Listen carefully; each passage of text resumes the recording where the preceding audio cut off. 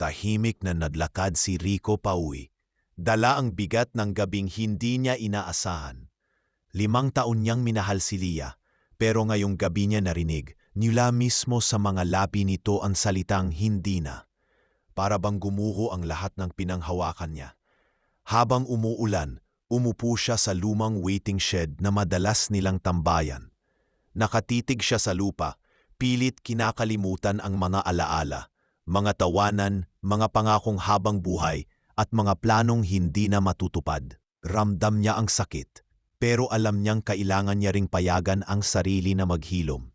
Sa loob ng katahimikan, napabuntong hininga si Rico. Hindi pa dito nagtatapos ang mundo.